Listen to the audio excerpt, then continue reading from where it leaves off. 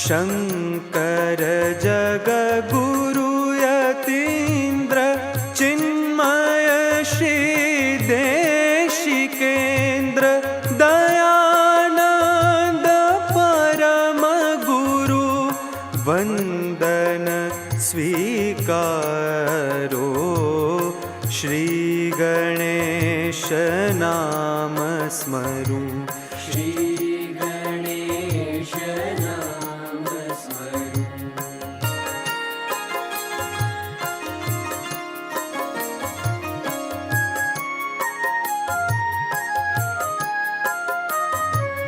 विदितात्मानन्द गुरु ज्ञानदान निपुण बहु विदितात्मानन्द गुरु ज्ञानदान निपुण बहु शब्द सुमन चरण धरु सुप्रसन्न थाओ श्री गणेश नाम स्मरू गौरी सुत देव भजू शिवनंदन नाथ नमो मंगल प्रसरावो श्री गणेश नाम स्मरू श्री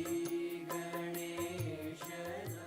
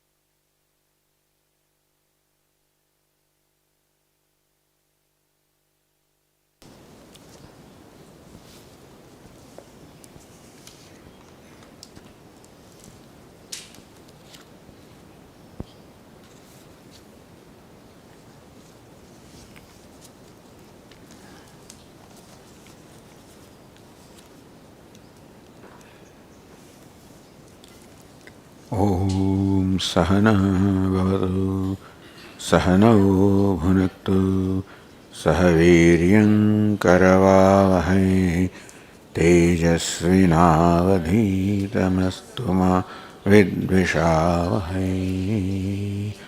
ॐ शान्ति शान्ति शान्तिः। ॐ पूर्णमदः पूर्णमिदं पूर्णात् पूर्णमुदच्यते पूर्णस्य पूर्णमादाय पूर्णमेवावशिष्यते।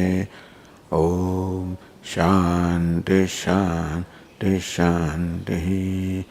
श्रुतिस्मृतिपुराणानाम् आलयं करुणालयं नमामि भगवत्पादं शङ्करं लोकशङ्करं शङ्करं शङ्कराचार्यं केशवं बादरायणं सूत्रभाष्यकृतौ वन्दे भगवन्तौ पुनः पुनः।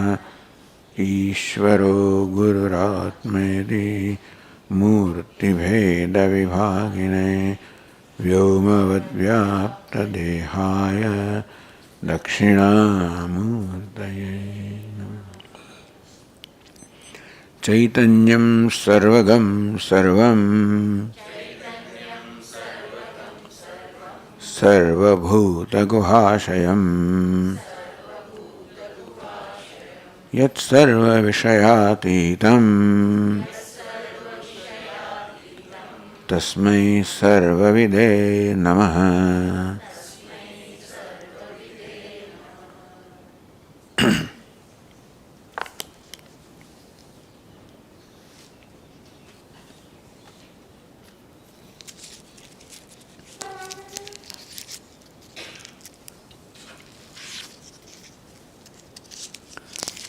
In the UpadeshSahasri, we are in the 17th chapter called Samyak Mati Prakaranam.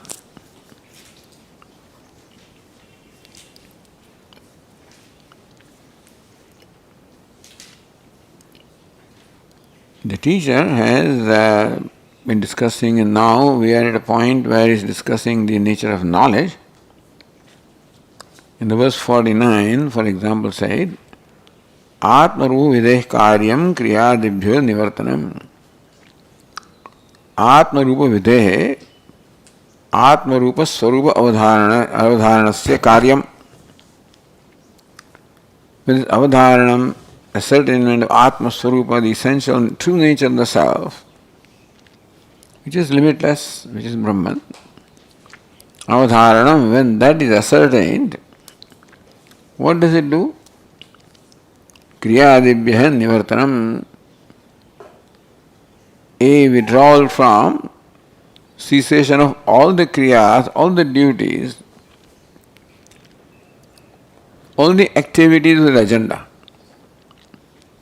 Meaning that a wise person becomes free from agenda, and therefore any activity which would have been undertaken with an agenda, that automatically drops off. Na sadhyam sadhanam vatma nityatruptah smrtermatah. How do you say that? As a result of self-knowledge, there is no duty, there is no obligation. He doesn't feel obliged, doesn't feel therefore need for any duty, doesn't have any compulsion from outside in terms of the obligation from the scriptures or the society, doesn't have any compulsion from inside in terms of the desires or need of accomplishment. That this knowledge makes us totally free from all compulsion, which basically arises from ignorance that creates identification, sense of smallness, inadequacy, etc. So also another reason why in the self, na hadyam sadhanam va atma nityatruptah smrtermatah. Because atma is matah, is known.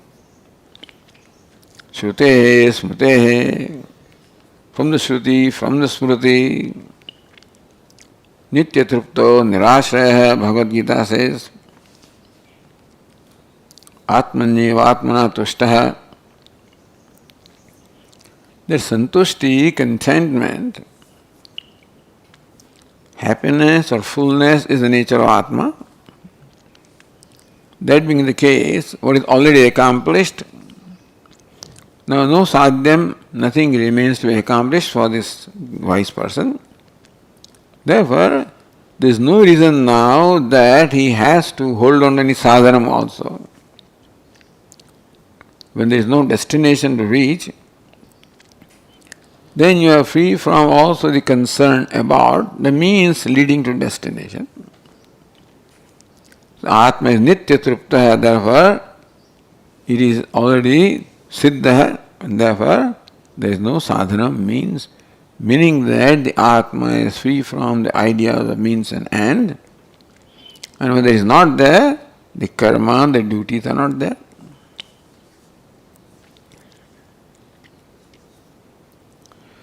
Next question is, alright, the wise person is free from any associated karma or the duties. By karma we mean an action that is performed out of compulsion. Not come into, day-to-day activities, which also naturally take place for the wise person. But karma is deliberate action. There is no need for a deliberate action. A deliberate action is meant to accomplish a certain end, however small that end may be, but that is the purpose of deliberate action, which is not there. But that's for the wise person. How about a mumukshu? So, jignaso, mumuksho, mokshaya, kriya anusthanam syat. Is it not that a jignasu, an aspirant who only wants moksha, should he not have to perform some actions in order to attain moksha? After attaining moksha, there is no karma. But for attaining moksha, do you not require karma? A jignasu, will he not require karma? Utpadyapya vikaryani samskaram cha kriyaphalam. What can karma do? As a result of karma, we can accomplish one of these four things. Utpadyam, producing something, like the grains in a field, by farming, utpadya, creating what is not there. Apyam, reaching somewhere like paraloka or any location where you are not. You are separated from space, time, etc. Vikaryani, transforming something from one state to the other, like from milk to curd, that's vikara. Karma can do that. Samskaryam cha, what is impure can be purified by karma. So karma can do purification, transformation, reaching somewhere, creating something. This is the four things karma can do. So this is kriya phalam. Idea is that kriya phalam or the result of the action is one of these four. Does moksha fall in this category? If moksha also falls in this category, then moksha also will involve karma in some way or the other. If moksha is utpadya, apya, vikarya, samskarya, meaning that I am bound right now, therefore liberation has to be created. I am bound, I must undergo a transformation to become liberated. I am here, the liberation is elsewhere, I have to reach there. Atma is impure and become pure. If Atma fell in one of these categories, then action would have a role to play. Nata hanyat karmana karyam. Other than these four, karma has no role to play. Karma has no role to play in that which is already there, nitya vastu, not utpadyam. Karma has no role to play which is aptam, nitya praptam, what is already there, karma has no role to play. Nirvikaram, karma has no role to play in that which is not available for any transformation, because nirvikara. Nitya Shuddham, which is ever pure, not available for purification. So Atma does not fall in the category that karma may have any role to play. Or moksha also, for that matter, because that's the nature of Atma. Tejit tasmat sadhanam, therefore, recognizing that sa sadhanam karma tejit. Mevan tejit, let go, give up. From this understanding, give up means now seeing no need for karma. That maturity about what I want. That what I want is moksha and nothing else, that's it. And what is moksha also is the nature of the self. So clarity and therefore a conviction that comes from understanding what the sadhya is, what the understanding of sadhana is, what the nature of Atma is, what the nature of moksha is. From that conviction comes that now karma or any deliberate action has no role in my life other than shravanam, mananam, whatever that involves.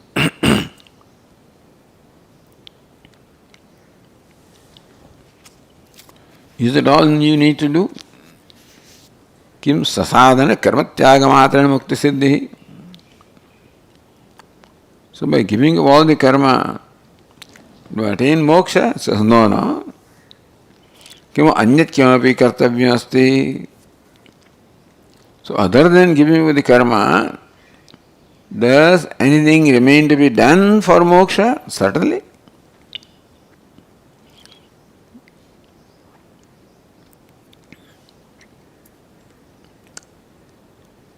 तत्वज्ञानाय गुरुपसत्ति कर्तव्यायति. That moksha can be attained, another clarity. Whereas moksha is not the result of karma, moksha is to be attained by knowledge. That moksha is the nature of my own self. If I still feel not liberated, that means there is something what separates me from myself as I am right now, which I feel I am bound, to moksha that I want, what separates me? So that is what is separation in time, place, condition, state. No? And what separates is ignorance, that also must be clear. Just as karma has no role to play, so also the only thing that separates me from moksha is ignorance. Therefore, the only thing that can bring about moksha is dispelling ignorance by knowledge.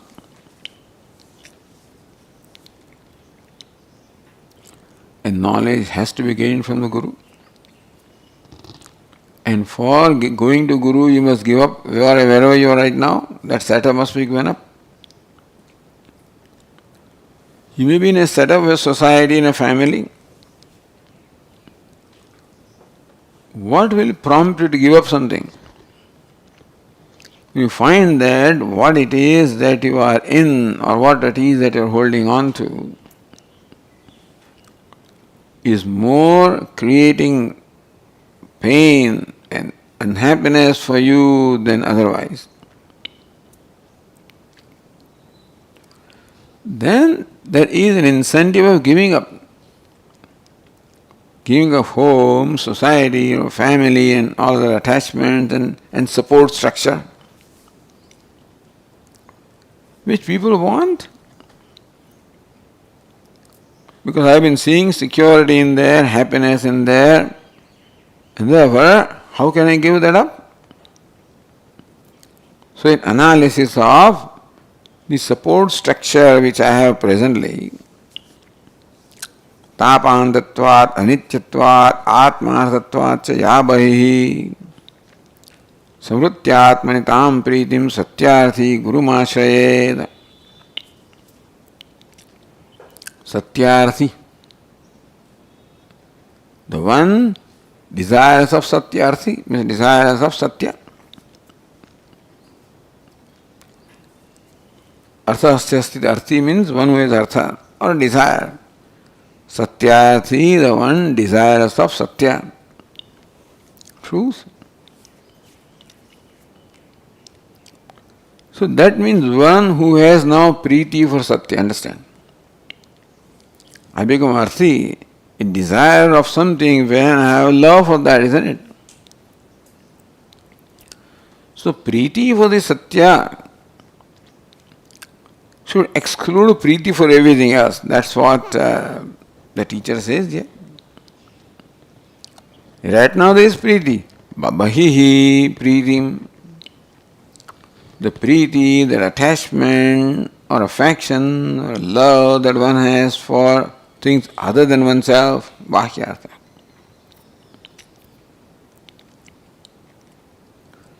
Recognizing that preeti, recognizing that the attachment or nature of that love that you have for bahi, for things other than yourself, tapantatvat, that preeti, that attachment, fascination, love for anatma,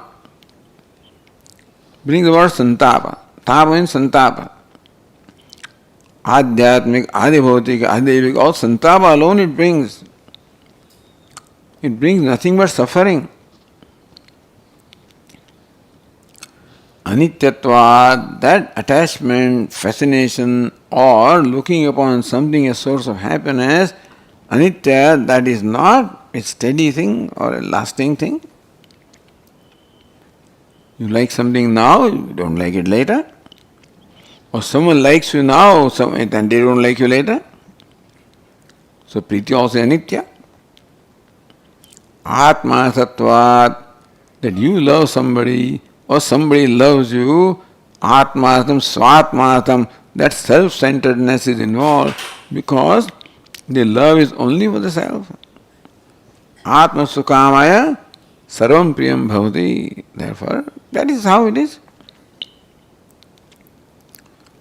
So now the reason why I am in a given setup is because I feel supported, feel nourished, and therefore I see the need of that.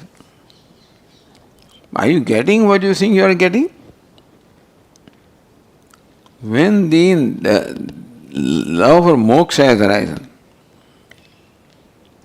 then these things lose their significance, not otherwise.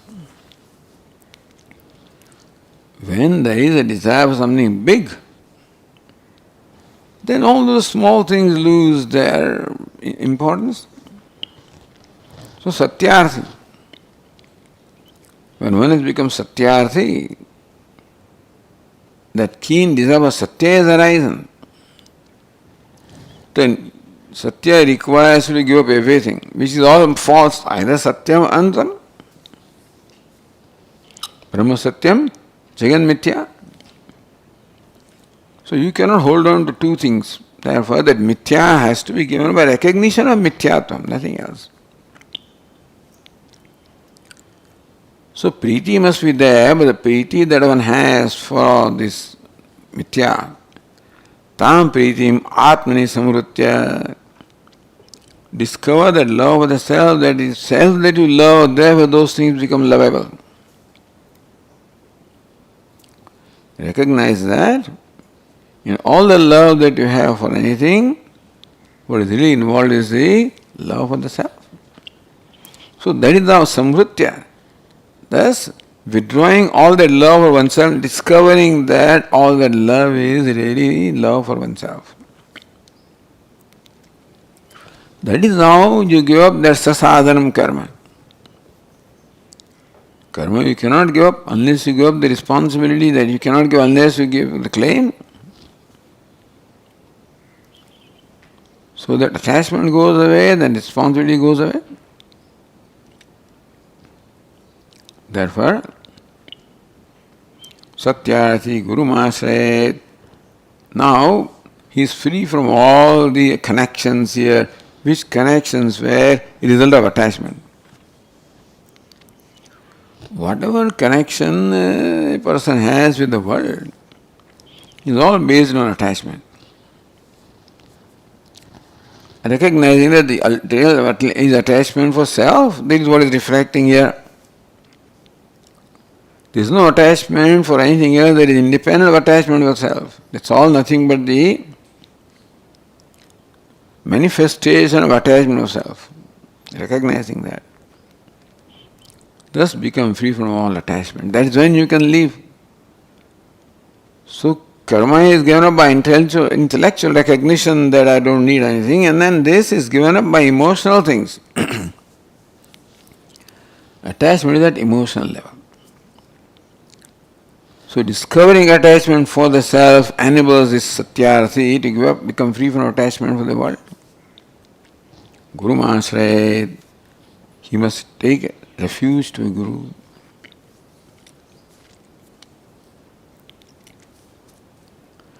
Shantam prajnam tatha muktam nishkriyam brahmani sthitam shrutehe acharyavan veda tadvidhiti smrutes tatha. Qualification of Guru. Shrotriyam brahmanishtam, that's what Mundakopanishad says. Or Shantam prajnam medhavinam. Like Vivekeshwara, they describe Guru in more detail about how the Guru should be. So Shantam, who enjoys a natural peace of mind, freedom from all conflicts, akshubdham. prajnam, who is medhavi, who is intelligent, and therefore muktam. So tatha muktam, he is free in that, tatha means in that manner. In which manner? Such that the bondage does not come back again. You see, we may be free from attachment to something. That attachment is likely to come back. And therefore, tatha muktam. Yatha punarbaddho na bhavati. Tatha. Such that one does not become baddha, bound, attached to that thing again. One may think that one has become free from some bond or attachment somewhere and then it may come back. If that freedom was not a mature freedom,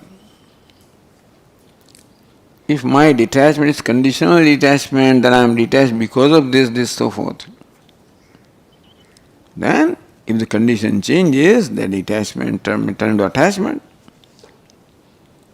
Under no conditions or attachment will come back. Muktam. That's how the Guru is. Nishkinchanam, meaning who doesn't possess anything because it doesn't need anything. Nishkriyam, who has no agenda, no activities, meaning no actions performed, ahika, amushvika, pravritti. Doesn't know anything in this world or the other world. Brahmani sthitam, abiding in Brahman. Swarup anandanubhavena sarvadasinam. What is meant by abiding in Brahman is that always enjoying the ananda of the self, therefore is indifferent to everything else. Meaning vairagya, there is a mature vairagya. Indifferent doesn't mean that it doesn't care. All his relations are free from demand. Nishkinchanam, a non-demanding person, a non-possessing person, non-demanding person. Therefore, his relationships are free from demand. Then only he cannot be bound again. If demand is involved in some relationship, then you can be bound. You are already bound anyway. The demand shows bondage. Acharyavan Purusho Veda Chandogya says, Tadvidhi Pranipatena Bhagavad Gita says. So the Shruti and Smriti, both of them say that you must approach a teacher. Tadvijnanartham sa guru meva vigache. That's what should have been also stated. He must go to the Guru. Meaning that this should not be pursued independently.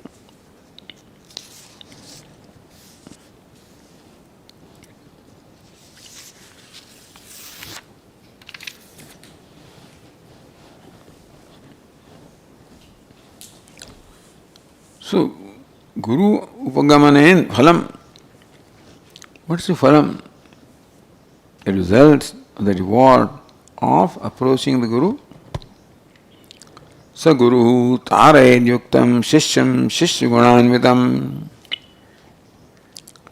Sa Guru Shishyam Tarayed. Tarayed, that Guru must make this aspirant cross the ocean of samsara. Vishishyam, Shishyam, Shishyagunanvitam. Yes, there are gunas require Shishya also. Tasmai Savidvan, Upasannaya Samyak, Prashanta Chittaya, Shamanvitaya. Mundakopanishad says. Prashanta Chittatvam, Shamanvitatvam, Shama, Dama, Samadhi Shatka Sampatti. So when a fit or adhikari, disciple or aspirant approaches you, Provachatam, Tattvato, Brahma Vidyam, must impart the knowledge. Saguru, Shishyam, Shishyagunanvitam, Gurum Taraye, Guru Taraye. When a Guru finds there is a disciple possessed of all the qualifications, then he must help him cross the ocean of samsara. How? Brahma Vidya Plavena Ashu. Without any delay. So you find that the Shishya, all that he wants is moksha. Therefore, without delay, now Guru must help him cross the ocean of samsara by Brahma Vidya Plava. By the plava or boat or raft of Brahma Vidya. With raft, what does he enable him to cross? The ocean? What kind of ocean? Swanta Dhvanta Mahodadhim. Samsara is Mahodadhi, like a Mahaudadhi, like a great ocean. What is the nature? Swanta Dhvanta. Dhvanta, darkness. Swanta Antahkaran. The Shishya that is possessed of the darkness of ignorance in his heart.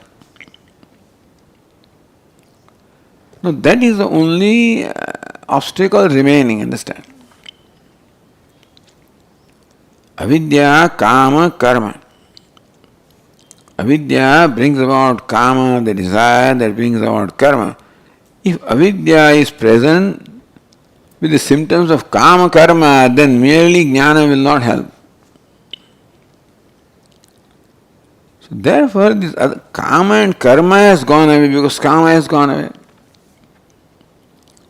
This aspirant has renounced, you can say, dropped all the karmas because there is no kama. You cannot give up karma if there is kama inside. So only obstacle that remains is avidya. And therefore vidya will work. If along avidya kama also is there and other things are there and merely knowledge, teaching doesn't work. Swanta Dhvanta Mahodadhim. Mahodadhim, the shoreless ocean of ignorance, which has lodged itself in the heart of a disciple, meaning a disciple who is ignorant. Not ignorant. So, disciple now, who has one obstacle left, that of ignorance, other obstacles he has cleared. What is meant by Antakarana Shuddhi is the obstacles over and above avidya, which is basically extrovertedness described as ragadveshas. Paranchikhani Vatruna Swayambhu. Swayambhu, Bhagavan has made this sense organs mind extrovert. So as long as they are ruling, so long this person is not available. Therefore, to make the mind free from extrovertedness is a big job. That's what the disciple has to do on his own. So this is by Sovarnashrama dharmena toshada tvapatha haritoshanat sadhanam prabhet pumsam vairagyadi chatushtem. So Purokshanabhuti says, Sovarnashrama dharmena, by following Varnashrama dharma and so on,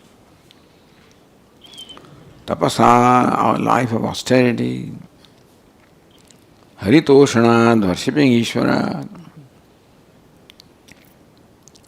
So tapasarya brings them Atma Krupa, Haritoshanam brings the Ishvara Krupa.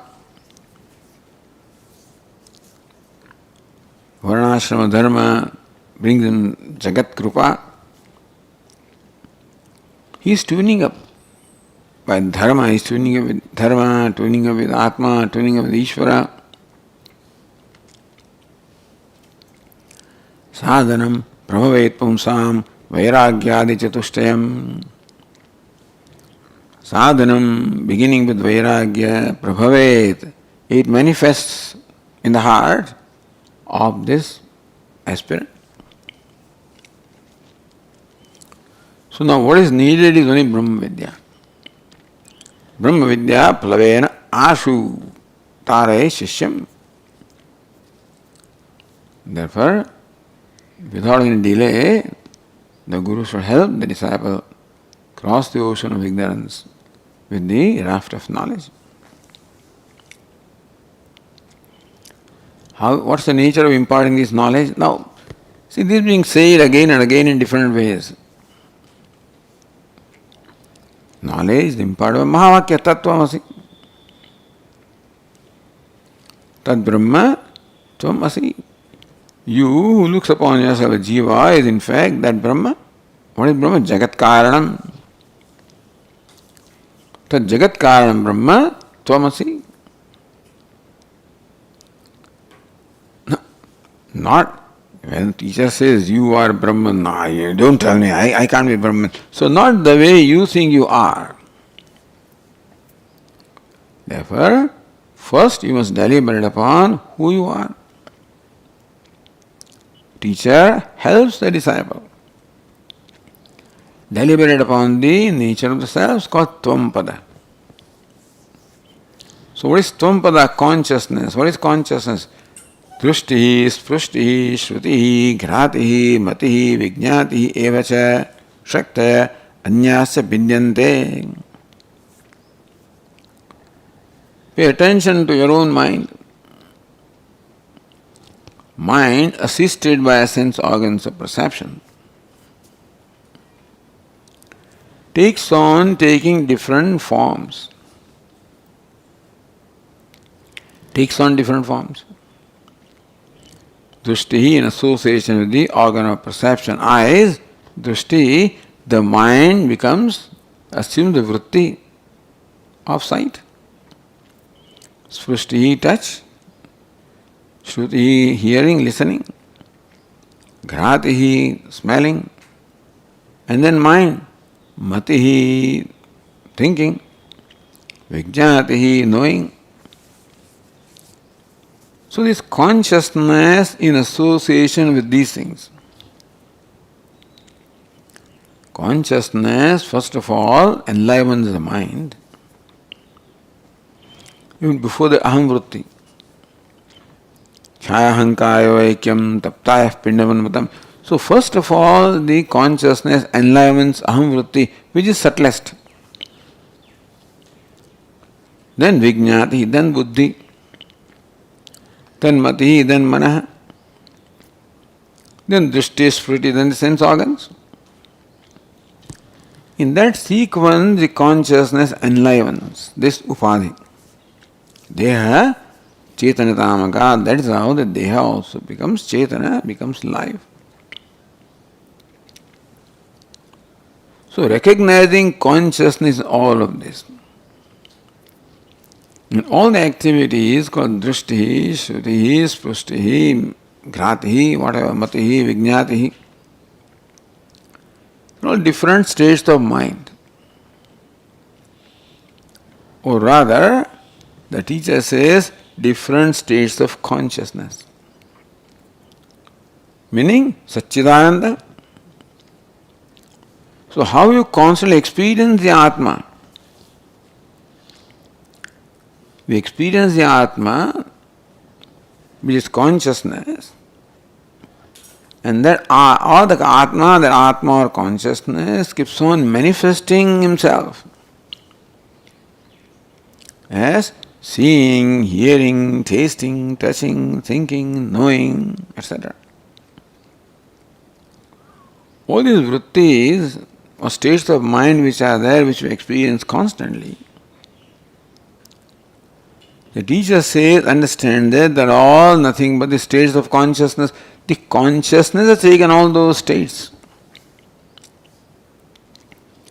Consciousness cannot become the object of experience as it is. Therefore, consciousness must take a form. Consciousness must put on a costume. So seeing, touching, tasting, hearing, all of these become costumes, thinking, knowing. So teacher points out the day-to-day experiences. Shaktaya anyasya vidyante. Each one of the Shakti, called Shakti, mean the power to see, power to hear, power to touch, power to think, power to know. Vidyante, they are all different from each other. Chidrupatvepi. Even though Chidrupatva, each one of them is nothing but consciousness. Drushti also is Chidrupa. Sprushti also, Shruti, Grati, Mati, Vijnati, all with Chidrupa only. One consciousness alone manifests all of this. If consciousness is one, then why all the manifestations so different? Upadibhi vidyante. The upadhi of the nature of the sense organs of perception and the mind create this bheda, create all these different appearances. Like the various costumes create different appearance of an actor. Who alone comes as a beggar, as a king, as a minister, etc. So thus the teacher draws our attention to the Atma that is already being experienced. Tvampada, the self. Even though it is self, and consciousness has to be known as a self, of course. First of all, recognize consciousness as an object of our experience. The drishti, sprushti, shruti, this is all experienced. So how there is consciousness in what you are experiencing? Or how what you are experiencing is consciousness with different costumes or upadhi? What separates from one vritti, separates one vritti like drishti from sprushti is upadhi is a costume like one crystal appearing in different colors because of the color objects that change in the vicinity. Chidrupatvepi, meaning that drishti also is chidrupa. If you analyze what this sight is, you find that sight also is imbued with consciousness, pervaded by consciousness. The real sight is nothing but consciousness. Nahi drashtu drushte viprilopo vidyate. The drashta never loses drashti because the drishti consciousness never suffers a cessation. So recognizing all these shaktis or activities, what is really there is nothing but Atma ite upasita. Only consciousness pervades all of them. Is the most common factor, denominator. That is the paricaya of Tvampada. So who are you? That consciousness which manifests there is nothing but you. Who is the witness?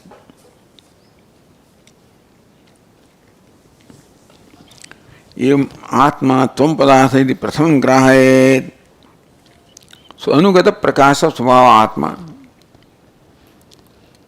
The consciousness that inheres in each one of these vrittis is Atma. That is how you make the disciple see the nature of Tvampada yourself. Why do you say that drishti, sprushti, etc., that difference are apparent, not real? In costume, difference in costume, not in the one wearing costume. So why do you say that? Why can it not be that consciousness itself possesses all the different forms? Why do you think that the differences are only apparent? So why not the duality is real as we experience it? My evam cannot be so. Atma vikaritva apatte, because then consciousness will become vikari. Consciousness takes all different forms. Means vikari. Vikari means what? Vinasi. If Atma is vinasi, then where is the moksha? There is nothing nitya. Therefore, it cannot be kalpana, gaurava. You have to imagine too many things to accept. Atma is changing. Simple, Atma is changeless. Apayodbhuti hina vir nityam dipyan raviryatha sarvadruk sarvagashuddha sarvam janadi sarvada. Illustration of Ravi, or the Ravi means Ravi Rashmi, sun. and sun shines as different rays. So how does the sun? Sun has number of rays. Each ray may illumine different things. Itself, apaya, udbhati, hinavihi, rashmivihi, to be understood. Apaya, udbhuti, vinasha, janma, shunyabhi, ravirashmivihi. The sun shines. And in that just shining also illumines. Sun doesn't do anything to illumine anything, sun is just shining with its rays, which are devoid of the utpatti and vinasha, therefore nirvikara. So, even though what is illumined is changing, vikari, brahmandam, but illumined by the rays of the sun is vikari, all is changing. What illumines them is nirvikara, the rashmis are nirvikari. So just because you see something changing, then now you see that the rays of sun are changing. What do you see as sun rays actually? What you see is a light. Different colors when you see, nothing but light is what we are seeing. And light does appear in so many colors, in so many forms, and therefore it is so different. So aren't the colors real? Isn't that the light has really transformed itself to become different colors? He says no. The sun, without undergoing any transformation, appears to possess different colors depending on the upadhi, what it illumines. So I guess this much science is known to everybody. That's how the example is given. Even though what you see are different colors, all those colors are nothing but the rays of the sun. The changeless rays of the sun themselves appear in this form, they form different colors. Sarvadruk, sarvaga shuddha, sarvam janadi sarvada. Yatha tatha. Similarly also, Saradruk, Sarvagaha. Tikakar explains that one who knows everything in general, knows everything. So, meaning consciousness illumines everything in general and particular. So does sun. Sun illumines everything and then all particularities are illumined also. So consciousness illumines everything general. That is how asti bhari. That's how things are. Is, shines. The first thing. First thing that you know about an object is that object is. Because it is the object of awareness. So asti bhati is first recognized. And then nama rupa. Asti bhati samanya. So that's how consciousness illumines everything in a universal way, and then this is ghatapata, nama rupa, particular way. Saradruk, sarvagaha, all pervading. Shuddha, even though what it illumines may be changing, vikari, impure, it remains ever nitya shuddha. Janadi sarvada, because to know is the nature of consciousness. To shine, no, not even know. Knowing also is a function. So this is just saying that consciousness knows everything. Consciousness illumines everything. Consciousness pervades everything. But we should not imagine that knowing is an action, pervading is an action, illumining is an action. They are all kriyapada. They are all verbs. And verb means a noun or a word which is expressing kriya. Kriyapada, a pada which expresses kriya. But still, this illumining, pervading, shining, none of them involves any action. So even janati also, you say, knows everything, that knowing without the act of knowing. Janati sarvada. Tasma Shuddha Nirvikara Avyabhichari. Even though it pervades everything, it does not exclude anything. Sun and their conscious is all inclusive. And still, Avyabhichari, still Shuddha. Because it illumines everything but still uninfluenced by everything. Untainted by anything. And therefore Nitya Shuddha. Evam Ukta Lakshana Atma. If Atma is like this, Katham Tasya Samsara Uplabdhrita. How can the fellow become samsari? Atma is Nitya Shuddha, shining in its own glory, illumining everything, the nature of consciousness, which is asanga, unconnected, unrelated. How did he get into the samsara? Samsara upalabdhrita. Upalabdha means attainer. So how did he attain? How did he become samsari? Paricheda pratibhasascha. He is suffering and is all paricheda limited. So how this limitation came in Atma? If Atma is Nitya Shuddha Buddha Mukta, Asanga, how will the samsara come in the Atma? How the sense of limitedness come to Atma? Anya Drushtihi Sharirastha Tavan Matra Avidyaya. Anya Drushtihi. Anya means Dehavayabhya Avyavruta Atma Drushtihi. Shariyam yavat tavan matra hamiti manyamana. Dehabhya.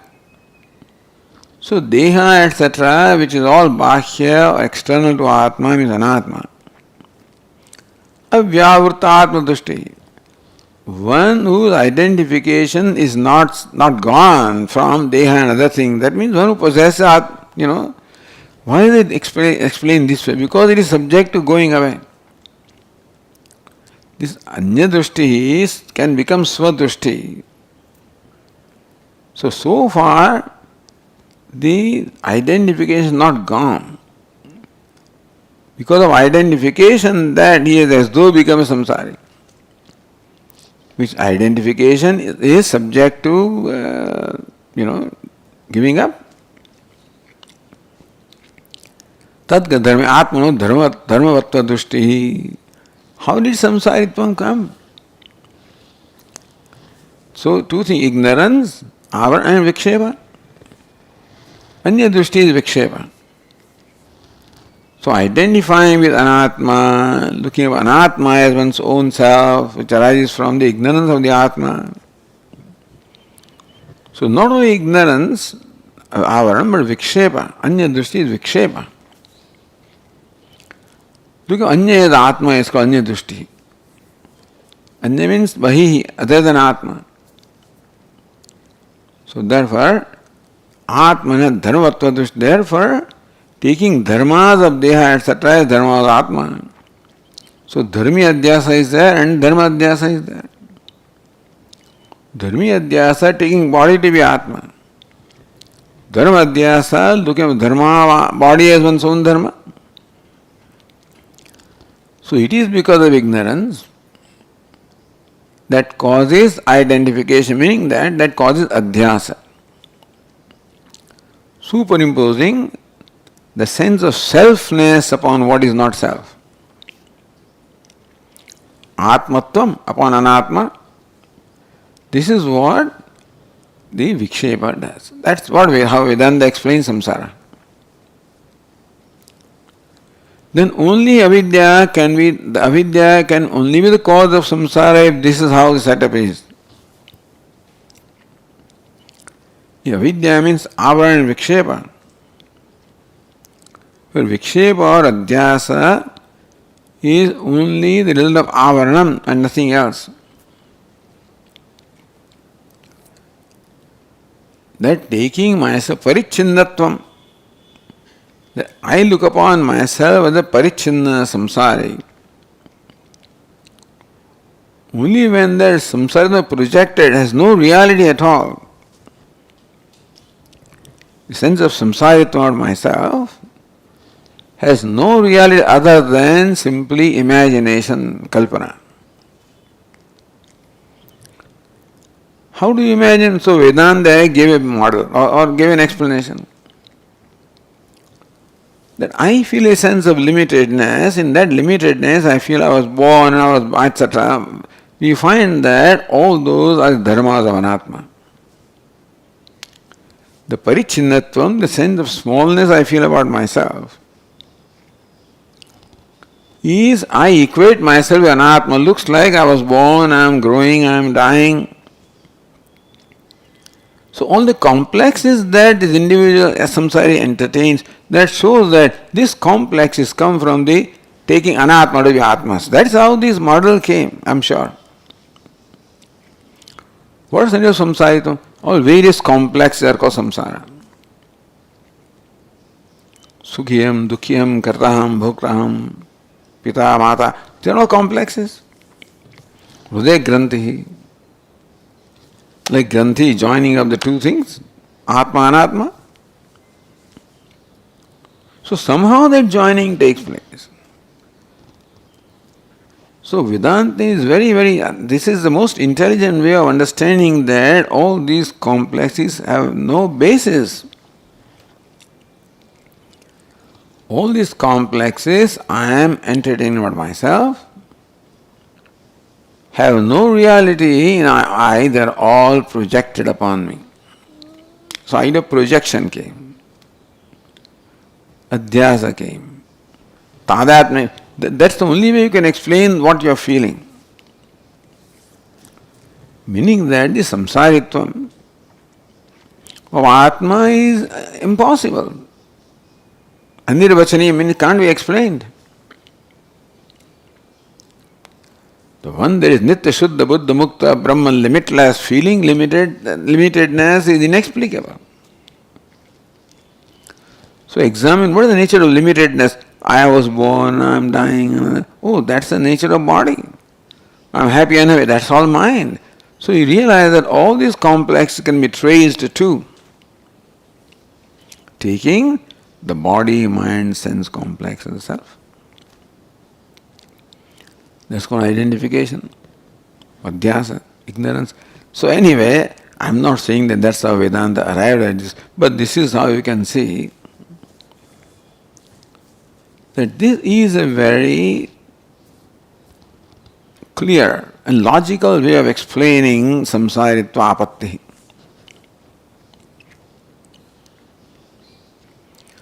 When nature of samsaritva is understood, the nature of liberation can be understood. So everybody starts with their understanding of samsaritva. And that is how you prescribe the means of liberation. Different sampradayas prescribe different things because their understanding of samsaritva is different. So Vedanta understands this way, therefore knowledge is the only way of becoming free from samsara. It's complex, purely born of ignorance. That's called Brahma Satyam Jagan. This is all Jagat. Samsara is all mithya. Ishvara, this is Jiva Srishti. This samsara of sense of parichinnatvam, sense of limitedness is what? Jiva Srishti. Kutastva kashmalivam vishame samupasthitam. Where did you get these impurities, this grief? Where did you get it from? That's Jiva Srishti. Ishvara Srishti is there, and that is all body mind says Ishvara Srishti, and that may become nimitta. Because occasion for identification, but then is all Ishvara Srishti. That is not a problem. It's the way we relate to Ishvara Srishti that is the problem. So right relationship with the body. Nobody says you discard the body. Recognize body for what it is. It's not you, that's all it is. Anya dushti, Sharirastha. There was Sharirastha, identified with the Sharira, thinking that I am as big as the Sharira. So Tavan Matra, as big as the body is, so big I am. As small the body is, so I am. Body means Sthula Sukshma, both the Shariras. How avidya, that's important. All these complexes of looking upon oneself as insignificant as the body is, has risen only in ignorance and nothing else. The ignorance is solidified as all these complexes, and karma phala and vasanas, etc. All nothing but the grossification of ignorance, And then those things grossify into his body and the whole universe. Ignorance, first of all, grossifies the different complexes, desires, kama, karma, and jagat.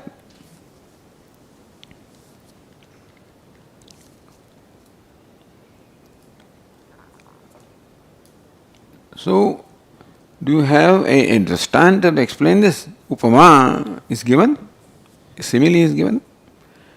Jalandu adi upama bhetu tad dharma cha vibhavyate.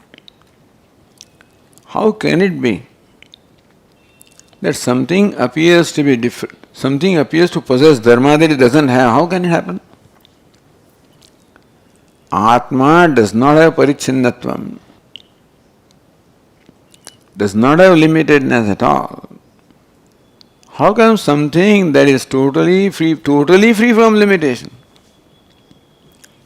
appears to possess all the limited? How can it be? Have you ever seen this? So help the student contemplate what is real and what is apparent. That is parichintam, is not real, is apparent. Jalendu adi upamabhistu yatha induhu chandradi jale pratibimba. Just as moon, etc., any shining, luminary. It can be moon, it can be sun, it can be stars also. Or it can be a lamp, it can be any lighted object. Jalopadi, even our own face, if it is lighted. Jalopadi bhedat bhedavaniva. There is bheda. There is duality, manyness in jala upadi. Upadi called the reflecting medium, the container of waters are many. Bhedavaniva, the moon also appears to be many. So how the dharma of the upadis become as though dharma of oneself. Without really possessing those, how one can appear to be different from what one is without possessing those things? That's important. I appear to be limited. I don't need to possess limitedness for appearing limited. That's a brilliant thing, That moon appears as many without becoming many. Moon appears as restless without being restless. Jalopadi bhedat bhedavaniva. Because bheda, because of manyness, the upadi of jala, the water containers. Moon also, reflected moon also appears as many. Jala kampadhyana kampadimaniva. And because the water, the reflecting medium, is restless, changing, moving, so the reflection also appears to be moving, changeless, restless. Vibhavya. This is a brilliant example. How one thing can appear contrary. One can appear as many, the steady can appear unsteady, the shining can appear dull. So one can appear to possess totally contradictory dharmas. So Atma also appears, so all contradictory dharmas are appearance, like the contradictory dharmas of moon. Tatha etavihi umavihi tad dharma ityaya, therefore tad dharma cha vibhavyate. Just as moon appears to possess the dharma of the water, upadhi, so Atma appears to possess the dharma of the upadhi, the shariradvaya. So, when you understand how Atma is Nitya Shuddha Buddha Mukta attain the stage of a samsari, then only how to make him a samsari. So problem must be very clear. That's how Vedanta clearly explains the problem. By these prakriyas of how one that is totally devoid of any dharma can appear possessed of contradictory dharma. That's the prakriya. That's how adhyasa came, tadatma came, adhyaropa came, different kinds of adhyasa, samsarga adhyasa, sarupa adhyasa that we saw. You can classify this and make your understanding more subtle. That's quite all right. This is a basic model.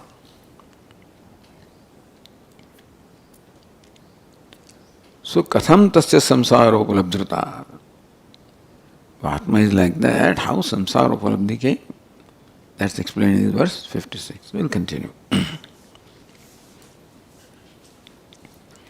Om Purnamadah Purnamidam Purnat Purnamudachyate Purnasya Purnamada Purnameva Vasishyate. Om Shanti Shanti Shanti.